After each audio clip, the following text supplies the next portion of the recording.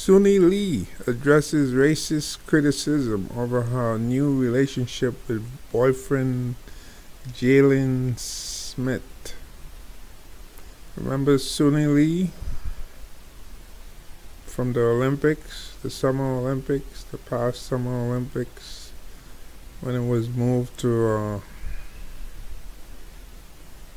they couldn't play it in 2020 due to COVID. Yeah, she's part of the at least she was part of the gymnastics team. So there she is. There's her story right there. There's her boyfriend. The guy looks like a black guy, right? And I guess this is where her problem begins. Well, not really her problem, but the problem of the people who are attacking her. Right? And Sunni Lee is speaking out about her new relationship after going public with her boyfriend Jalen Smith over the holidays. On December 26th, the Olympic gold medalist, who's currently a freshman at Auburn University, posted 2 photos looking blissfully happy with her boyfriend, along with a caption of a single white heart emoji. However, shortly after posting on social media, some people online took issue with the relationship, specifically people in the Hmong American community. According to a comment left by Suni under a TikTok video, the young gymnast suggested that some people have been sending her hate comments for choosing to date a black man. The video she commented on came after user Alex Fum, who posted in full support of Suni's new relationship. I know that Sunisa will be judged by certain eyes in the Hmong American community because her man is black. He captioned the video with a screenshot of Suni's Instagram post. Love is love, no matter what race or gender you are. Keep doing you, queen. Suni expressed her appreciation for the video, commenting, "This makes me so happy. I have received so much hate," with a crying emoji. "They support me when it's beneficial for them, never when it comes to my happiness. Thank you." Yeah, because there are not that many Hmong people who made it to the Olympics that far, right? Yeah. Yeah, especially in that category, the gymnastics. That's about the most difficult sport in the Olympics, gymnastics. The star athlete previously spoke out about another hateful incident she encountered, revealing to Pop Sugar that she was pepper sprayed in Los Angeles after a car drove by and spewed racial slurs at her and a group of her friends during a night out. "I was so mad, but there was nothing I could do or control because they skirted off," she recalled in her cover story. "I didn't do anything to them, and having the reputation, it's so hard because I didn't want to do anything that could get me into trouble. I just let it happen." See, that's interesting. I remember maybe going back, I don't know, probably over 10 years ago, there was like a Japanese American college student. I think she was maybe like 21, young, and she made a video. And the video said something basically like, the title was "Who Asian Girls Date," right? And she went down the line showing, who Asian girls tend to date. Well, of course, Asian girls tend to date Asian, number one, and then after you go by race, And in America here, it's usually like a white guy they will date, and then they will go down the list. and so forth. But she took, she was an exception to the rule because she preferred dating black guys. And if I remember well, her name was Erin. I think Erin, Erin Sakibara. But her video is no longer up. And she was clear about it. She was from California, college student. And she took a lot of hate, man. I mean, this went on. This was before Yahoo, not Yahoo. This was before YouTube. YouTube had all these community standards, you know. YouTube now has community standards, like a lot of stuff.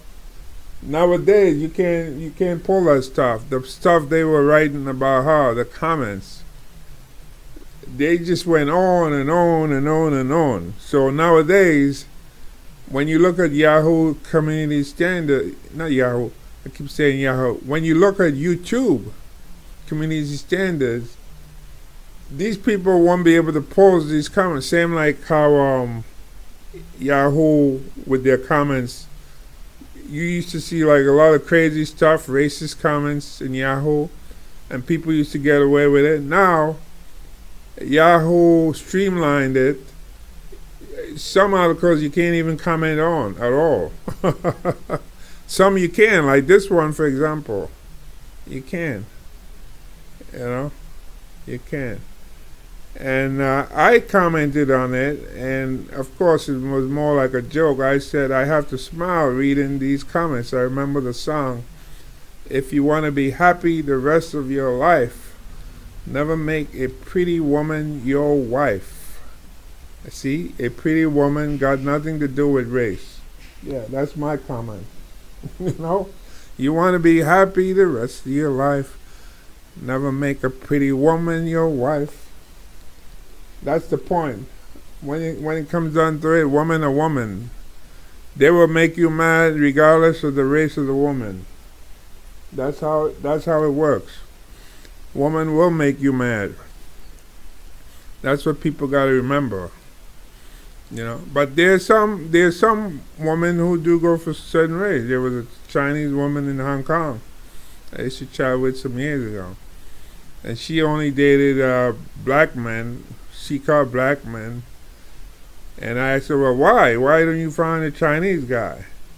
And she told me, well, Chinese guy, their penis is too small. So I was really kind of shocked that she would make a comment like that. But that was her. And she did meet somebody in Facebook.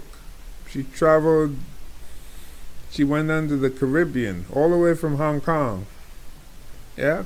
She met a guy online, told me she had lots of sex, and when she went home, well, I guess she had this all planned out. When she went home, she was pregnant, and she had the baby. She had a baby daughter, mixed race, in Hong Kong, yeah. And this is not just any regular woman. This woman was, you know, from what I understand, because she used to send me stuff like, she worked in an operating room. She was a nurse, working in an operating room, and one of the operations she had to do was, I think, removing skin from a penis of a patient. That was the operation for the day, and she sent me, you know, some literature showing what had to be done and so forth. Yeah, so she probably enjoyed that assignment, you know, removing the skin off the penis of a patient. Yeah, when she was in the operation room. But anyway, it's unfortunate that people still think this way. Instead of saying, you know what, we feel happy for you, no. They attack her based on the race, you know. And the question is, if Suni had dated a Hmong guy, a Hmong man, you know, who would she make happy? Herself, her family, or the Hmong community? You know, what has the Hmong done for her, I guess she just happens to be Hmong. Yeah. If you ever been to Asia like I have been, I've been there. I remember in Laos, I went to a Hmong community, and they consider them like mountain people. They tend to live up in the mountains, and you find them around like Laos, Thailand, China, I think even Cambodia. They don't really have their own country, so to speak. They're spread out. They like the Kurds. You heard of the Kurds? And the Kurds in the Iraq and Turkey and so forth. That's how they are, like that. They're a group of people, but without a country. You see? So I don't know. Maybe Suni was looking for a man with a country, with his own country that he can identify with, and wanted to be happy the rest of her life. That's probably what it is. If that's what makes her happy, well, so be it, I guess, right?